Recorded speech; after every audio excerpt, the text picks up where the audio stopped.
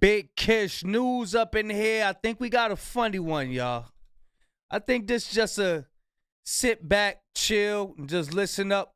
We about to see what's going on with this. I just seen the thumbnail and everything. Only seen about 2 seconds of it, but it seems funny. We gonna react to it. I will leave a link in the description. Without further ado, let's get it. Let's get to this news.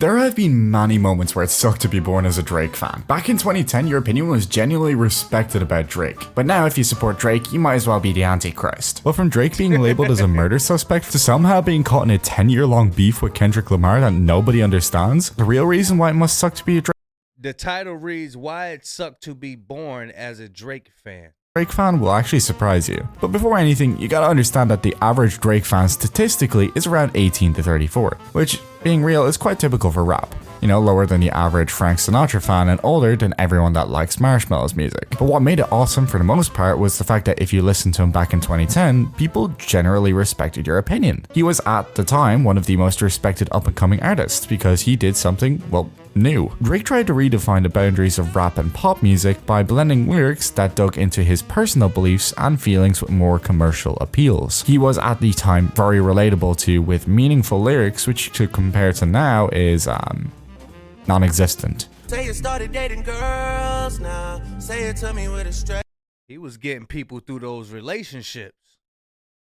Say it to me with a straight face. Oh, coming at the same time like jinx. I'm talking dirty. But outside of the fact that things seemed to good at the time, we'll ignore that. Things can't last forever at the end of the day. Because soon after, D-Day came for Drake when accusations came out about Quentin Miller supposedly getting outed as a ghostwriter for Drake. This all came out when Meek Miller, not to be confused with Mr. Meeseeks, accused Drake of using ghostwriters during a verse on their collaboration on the What's the other guy who write for Drake? I think it's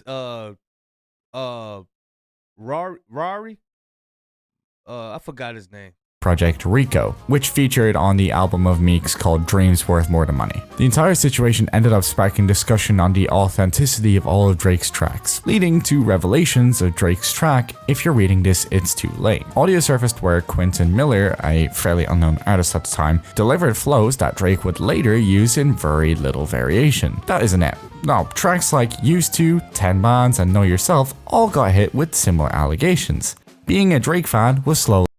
Yeah, that he got those guys in a sweatshop working tirelessly, writing down songs. Becoming purgatory. But things would change for Drake fans after he dropped 2 tracks titled Charged Up and Back to Back, which were diss tracks directed straight at Meek Miller, where he would make fun of the fact that Meek spent Meek Miller more of his time producing Twitter threads on the internet than actual music. These tracks did amazing in the charts, and things looked so up for Drake fans. Well, that would be until his beef with XXXTentacion was named, especially when it was named as a reference point in a murder trial. You see, if you haven't been in the rap community for very long, XXXTentacion was one of the leading rappers at the time, creating this kind of new subgenre of what we call nowadays sad rap, and having over 34 tracks getting into the Billboard Top 100s. And all the way back in 2018, XXXTentacion and Drake had one of the darkest and kind of most open beats. Hey, XXXTentacion was a smart dude. He was very smart. I was watching something where his mother was showing like his little book collection, and he has some books, man. He's smart. Beef in rap history. Drake fans were having continuous beef on their timelines, and life was honestly pretty good. But from Drake not showing up to the trial to even disrespecting his death in the track, this feud was a long day for Drake fans. Funnily enough, the dispute between X and Drake began when Drake apparently stole one of X's songs, and well, this really didn't sit well with him. So in retaliation, when X went on a podcast, he would actually call Drake out, which really didn't end up well for his brand. Keeping in mind that Drake's whole stick was that his music felt more commercial, which means that his branding was very important. And being real, it wouldn't surprise me if Drake actually completely ripped his song, and all he did was just turn up the cadence a bit. But you're probably thinking, why does any of this matter? Well, this beef could have been a reason why XXX was actually shot, because before XXXTentacion was killed, he actually posted on Instagram that if he was ever killed, the reason would have been because of Drake. Keeping in mind, this was a few weeks before he was inevitably killed. And what's crazy is that people— Now, come on, man. People are just ignoring this, man. This is not to be ignored, Pickable. People never even thought to bat an eye about the pair until just this year, as it was actually noticed that somehow Drake wasn't even questioned about his murder case at all. So in a court hearing of the murder trial, XXX lawyers had this to say. He came on social media and said, guys, before he dies, if anybody kills me straight, do you think in that time span that they went and they addressed him, they talked to him? No. Do you think sitting here today, years later, any detective has ever asked, Drake or anybody like that? No. They never did that. And yes, that is real footage from the actual court case. But the days coming up after X was killed, Drake would make it look even worse as he went on tour called the Assassination Tour, which is just not a great time or name for it. I never heard of that. Have y'all heard of that? The Assassination Tour?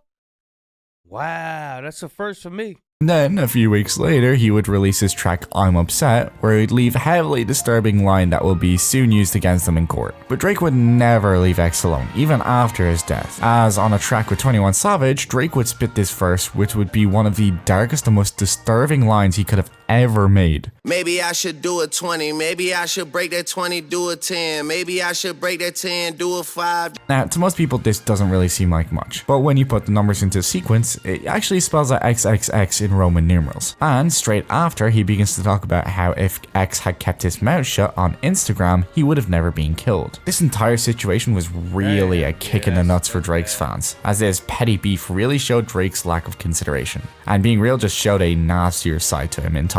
A character that would later be put into scrutiny when he got into, who guessed it, more beef. This time with Kendrick Lamar and Metro Boomin. If you're not caught up with the Kendrick beef, then you gotta understand that being a Drake fan right now feels like the end of humanity. One of Drake's #1 supporters has always been DJ Academics, and even he had Kendrick as his most streamed artist of this year on Spotify. But let's not get too far ahead of it.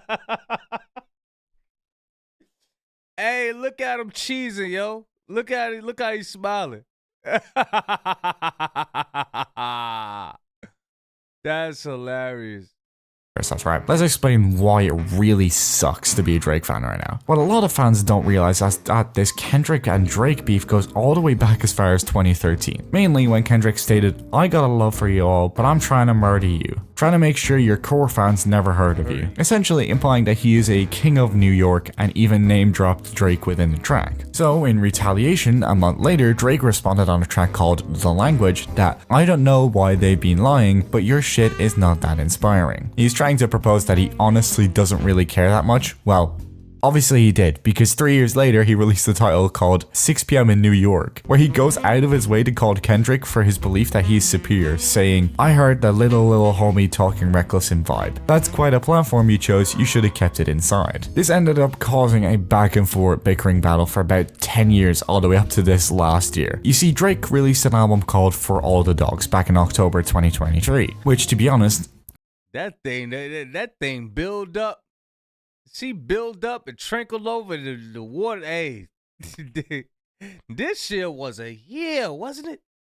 Cool. Didn't land so well rating-wise. So being a Drake fan kind of sucked around this time. But what really sucked was when J. Cole made a feature on the track First Person Shooter, where he quoted that he saw Drake himself and Kendrick as the big three of the rap scene, which was a very bold statement when Toby Smalls is out there.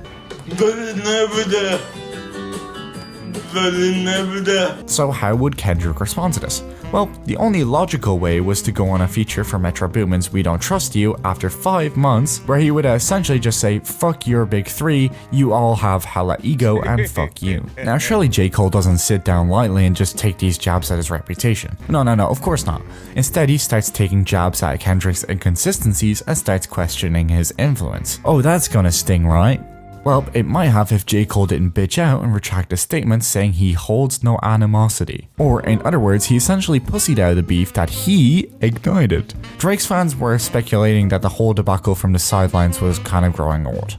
Well, that would be until a leaked track of Drake was released entitled Tailor Made Freestyle, where the fun for fans would really begin. Within this somewhat interesting freestyle, he would also feature an AI cloned version of Tupac and Snoop Dogg's voice, and their whole purpose was to mock Kendrick. So imagine waking up as a Drake fan to learn that your favorite rapper has just used a dead man's voice to mock someone in a petty rap beef. That must really Anita Maxween suck, huh? Well, things would only get worse for you as the song would get taken down by Tupac's estate as a final kick in the nuts. So shit sucked to be a Drake fan. And what's worse is Kendrick hasn't even responded on to this point. Wait, no, don't do it, Kendrick. No, don't do it. Euphoria was one of the tracks that really defined the Hey, whoever made that face with Kendrick be looking like this, hey, that was genius. That was genius. That face is on everybody's thumbnail.